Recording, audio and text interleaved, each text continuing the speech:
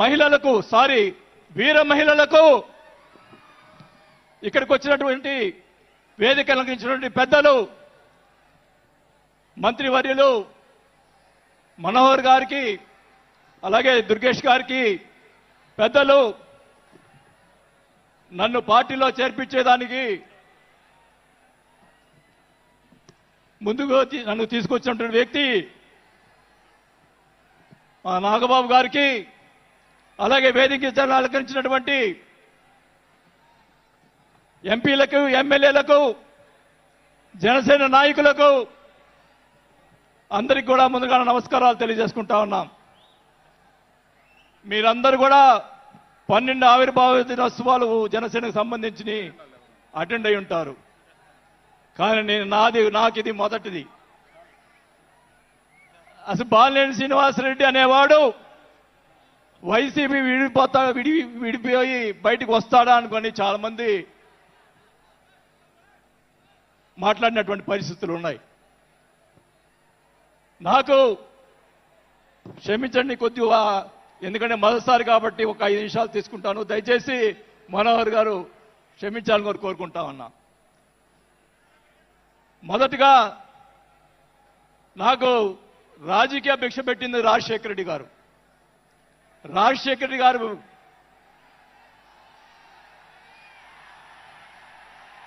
చెప్తాను, వినండి. నాకు రాజశేఖర రెడ్డి గారైనా ఎన్టీ రామారావు అయినా నాకు ఇష్టం. నేను దయచేసి వినాలా.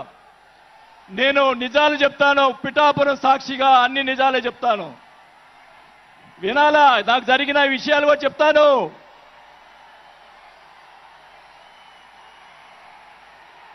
ఆ తర్వాత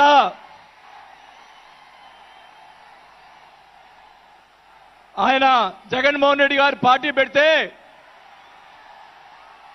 రాజకీయ భిక్ష పెట్టాడు కాబట్టి నేను మంత్రి పదవి వదులుకొని ఆయన వెంట నడిచాను. నేను 4 సంవత్సరాలు, మనోహర్ గారికి తెలుసు, 4 సంవత్సరాలు మంత్రి ఉంది నాకు. అయినా కానీ నాకు రాజకీయ భిక్ష పెట్టాడు కాబట్టి, మానవత్వం అనేది ఉంది కాబట్టి నేను ఆ రోజు ఆయనకి తలిచాను. కానీ ఏం జరిగింది, నాకు మంత్రి వదిలిపెడితే మంత్రి ఇచ్చి మంత్రి తీసేశాడు. అవన్నీ నేను కూడా బాధపడిన, నేను మంత్రి అనేది ఐ డోంట్ కేర్. ఆ రోజు 4 సంవత్సరాలకే వదిలిపెట్టాను. నేను ఒకటే చెప్తా ఉన్నా, మన వంశీ గారిని ఆయన చెప్పాడు కదా, ఈయన సినిమా యాక్టర్, ఆయన పేరేంటి, పోసాని మురళి గారు, వాళ్ళని అరెస్ట్ చేస్తే ఈయన పోయి జగన్మోహన్ రెడ్డి గారు పోయి వాళ్ళని పరామర్శిస్తాడు. నేను ఒకటే చెప్తా ఉన్నా, రఘురామకృష్ణరాజు గారిని నిన్ను ఏదో మాట్లాడితే ఆయన లోపల పెట్టించి, కుదగొట్టించి, కాలు చేతులు ఎర్రగొట్టించి లోపల పెట్టించావే. 17 సంవత్సరాలు ముఖ్యమంత్రిగా చేసినటువంటి చంద్రబాబు నాయుడు గారి కుటుంబాన్ని, భార్య గురించి మాట్లాడితే వాళ్ళకి బాధ కలగదా అని అడుగుతా ఉన్నా. ఆ రోజే నేను ఖండించాను, నేను అసెంబ్లీలో ఆ రోజే. అలాగే మన నాయకుడు పవన్ కళ్యాణ్ గారు, ఆయన గురించి మాట్లాడావు, పోసాని మురళీకృష్ణ గారు. ఆయన కళ్ళైన చేస్తుంటే లక్షలాది మంది జనసైనికులు నీకు తుప్పుగా రాలగొట్టేవాళ్ళు. ఆయన మౌనం వహించారు. నేనైతే చెప్తా ఉన్నా, కుటుంబాన్ని అలా మాట్లాడారు కాబట్టి వాళ్ళని 9 నెలలు, ఇంకా 9 నెలల తర్వాత అరెస్ట్ చేశారు. నేనైతే గవర్నమెంట్ ఇచ్చిన మరుసటి రోజే లాఠీతో రాలగొట్టించి లోపల వేయించేవాడిని కూడా ఈ సభకు అర్థం చేసుకుంటా ఉన్నా. చేసినటువంటి దుర్మాలు ఎక్కడ పోవు, దుర్మార్గాలు ఎక్కడికి పోవు. ఒకటే చెప్తా ఉన్నా, నేను 5 సార్లు ఎమ్మెల్యే, 2 సార్లు మంత్రి అయినా కూడా, నేను ప్రతిపక్షంలో ఉన్నప్పుడు కూడా మన నాయకుడు పవన్ కళ్యాణ్ గారు వైసీపీని ఒకరోజు అందరినీ తిడుతూ, ఒక బాలినేని శ్రీనివాసరెడ్డి గారు లాంటి మంచి వాళ్ళు ఉన్నారని చెప్పి ఆ రోజు చెప్పిన రోజే నేను జనసేనలో చేరి ఉండాలి అని కూడా తెలియజేసుకుంటా ఉన్నా.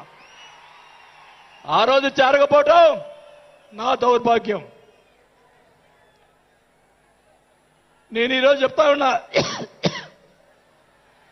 స్పీచ్ 9 నెలలు అయిపోయిందమ్మా ఇవ్వటం, అందువల్ల గొంతు ఇది అయిపోయింది. దయచేసి నేను మీ పిఠాపురం సాక్షిగా నిజాలే చెప్తా ఉన్నా. గవర్నమెంట్ వచ్చిన తర్వాత చిన్న చిన్న కార్యకర్తల మీద కేసులు పెట్టి లోపలేశారు. వాళ్ళని కాదండి లోపలేయాల్సింది, కోట్లు సంపాదించున్నారు, వాళ్ళని ఇంకా లోపలేలా. అదే నా బాధ.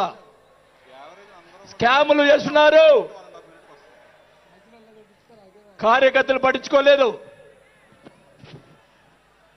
కోట్లు సంపాదించి ఈరోజు రకరకాలుగా మాట్లాడుతూ ఉన్నారు. పవన్ కళ్యాణ్ గారి గురించి మొన్న మాట్లాడాడు జగన్మోహన్ రెడ్డి గారు, ఏదో కౌన్సిలర్ అన్నాడు, ఏదో అన్నాడు. అయ్యా జగన్మోహన్ రెడ్డి గారు, మీ నాన్న దయతోటి నువ్వు ముఖ్యమంత్రి అయ్యావు, మీ నాన్న అంత అడ్డు పెట్టుకొని. మా నాయకుడు ఇప్పుడు జనసేన నాయకుడు పవన్ కళ్యాణ్ గారు స్వశక్తితో ఈరోజు లక్షలాది మంది అభిమాన పాత్రులు అయ్యాడని గుర్తుపెట్టుకోవాలని కూడా తెలియజేసుకుంటా ఉన్నా. మీ నాయనతోటి వెనక ఒకసారి ముఖ్యమంత్రి అయ్యావు, ఇంకా చూద్దాం. నేను ఒకటి కూడా చెప్తా ఉన్నా, నేను పవన్ కళ్యాణ్ గారిని కలిసినప్పుడు రాశారు చాలా మంది, కొన్ని పత్రికల్లో మీడియాలో రాశారు. ఏం రాశారు?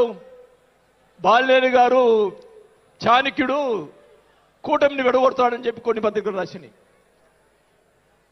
నేను అనుకున్నాను, నా వల్ల పవన్ కళ్యాణ్ గారికి ఏ ఇది రాకూడదు. నా ధ్యేయం, నా కోరికల్లా ఆయన పైకి ఎదగాలని తప్ప వేరే ఉద్దేశం లేదు. నేను ఆయన కలిసినప్పుడు ఒకటే అడిగా, అందరూ అనుకున్నారు ఎమ్మెల్సీ ఇచ్చి మినిస్టర్ ఇస్తారని చెప్పి కొన్ని ఇతర పత్రికలు రాశారు. నేను ఆయన ఏమీ అడగలేదు, ఒకటే అడిగా, సార్ మీతో నాకు సినిమాలు తీయాలని సార్ అని అన్నా. నా కోరిక అదే సార్. నేను 5 సార్లు ఎమ్మెల్యే అయ్యా, 2 సార్లు మంత్రి అయ్యా, చాలు నాకు. ఇట్లాంటి బూతులు తిట్టే రాజకీయాలు మాకు వద్దు సార్, మీతోటి ప్రయాణం చేస్తా. జనసేనని నా సాయశక్తులా నేను చేయగలని. మా జిల్లాలో 6 నెలల తర్వాత కార్పొరేట్లను చేర్పించాం.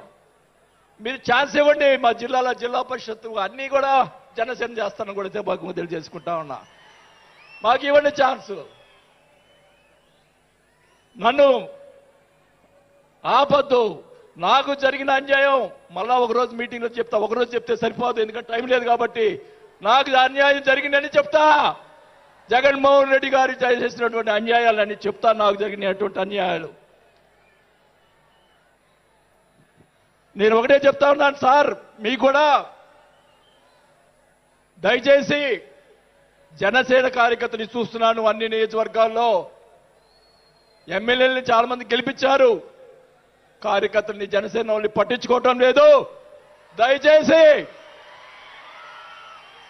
దయచేసి చంద్రబాబు నాయుడు గారు,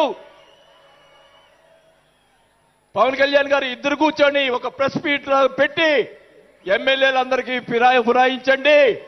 జనసేన కార్యకర్తలు కూడా మీరు వాళ్ళకి రావాల్సినటువంటి రేషియో ప్రకారంగా వాళ్ళు కష్టపడి పనిచేశారు. ఇప్పుడు తెలియదు ఆ బాధ. రేపు ఎలక్షన్ తెలుస్తుంది. వాళ్ళు వాళ్ళు అడుగుతారు రేపు, దానికి సమాధానం చెప్పాల్సిన బాధ్యత ఆ ఎమ్మెల్యేలకు ఉంటుంది. కాబట్టి ఇద్దరు కూడా ఇప్పుడే వెంటనే అది చేస్తే మీకోసం ప్రాణాలు ఇచ్చేవాళ్ళు ఉన్నారు ఇక్కడ. అలాంటి వాళ్ళని మనం కాపాడుకోవాలి. కాబట్టి మీరు అంటే నేను ఇలా మాట్లాడుతున్నానని అనుకోకుండా మన నాయకుడు బాగుండాలని కోరుకోవాలి.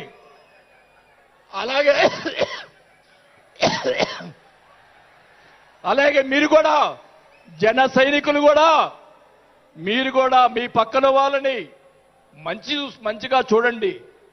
మన పార్టీ పైకి తీసుకొచ్చేదానికి మన నాయకుడు ఇంకా ఎదిగేదాని కోసం ఇంకా కూడగొట్టుకోవాల్సిన బాధ్యత కూడా మీ మీద ఉందని కూడా ఈ సభాముఖంగా తెలియజేసుకుంటా ఉన్నాం. మన నాయకుడు మనల్ని కాపాడుతాడు. మన నాయకుడిని ఎదిగించేదాని కోసం మీరందరూ కూడా కష్టపడాలని చెప్పి కూడా కోరుకుంటూ, నా ప్రాణం ఉన్నంత వరకు నేను పవన్ కళ్యాణ్ తోటి గారితోటే ఉంటాను. నాకు పదవి వచ్చినా రాకపోయినా పర్వాలేదు, నేను పవన్ కళ్యాణ్ తోటే ఉంటాను.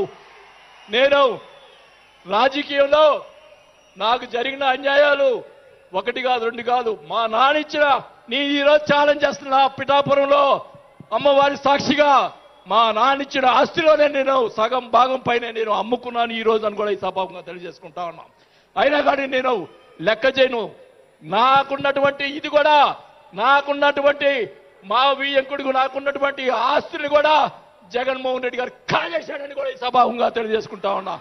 కాబట్టి అది త్వరగా మీరు చెప్తాను, అవన్నీ కూడా తెలియజేసుకుంటూ ఈరోజు మీరు నన్ను దయచేసి ఇప్పుడు ఈ మాట్లాడిన దానికి ఇంకా రేపు ఒకటే కౌంటర్లు వస్తాయి నాకు తెలుసు. ఛాలెంజ్ చేస్తున్నా, నేను ఇది కూడా ఛాలెంజ్ చేస్తున్నా. చంద్రబాబు నాయుడు గారు కూడా అడుగుతా ఉన్నా, మొత్తం మొన్న జరిగినట్టు ఉన్నటువంటి ఎమ్మెల్యేలు అందరి మీద ఎంక్వైరీ, నా మీద కూడా సహా ఎంక్వైరీ చేయండి. ఎవరు అన్యాయం చేశారో, ఎవరు తప్పులు చేశారో, ఎవరు కొట్టు సంపాదించారో మొత్తం బయట పెట్టాలని కూడా ఈ సభగా తెలియజేసుకుంటా ఉన్నా. ఈ ఉక్రోషం, ఈ బాధ నాకు తెలుసు, మా కుటుంబానికి తెలుసు. మా కుటుంబం ఎంత ఇబ్బంది పడిందో నాకు తెలుసు. కాబట్టి పవన్ కళ్యాణ్ గారు ఆయన ప్రతిపక్షంలో ఉన్నప్పుడు కూడా బాల్యం లాంటి మంచి వాళ్ళు అని అన్నప్పుడే నాకు ఆ రోజు నేను చేరుండాల్సింది పవన్ కళ్యాణ్ గారిని. కానీ ఈరోజు అది నాకు ఆ రోజు రాత బాగాలేదు కాబట్టి ఈరోజు ఇలా ఉన్నాను. నాకు పోయినా పర్వాలేదు, కానీ నేను ఆయన సేవ చేసుకున్నాను. కానీ నా కోరిక, నాకు రాజకీయ పదవి వచ్చినా కాకపోయినా నాకు ఒక కోరిక ఏంటంటే పవన్ కళ్యాణ్ గారు నాకు మాట ఇచ్చాడు సినిమా తీస్తారని. ఆ సినిమా తీస్తే చాలని చెప్పి కూడా శ్రీబాబుగా తెలియజేసుకుంటూ సెలవు తీసుకుంటున్నా. జై జనసేన. గౌరవనీయులు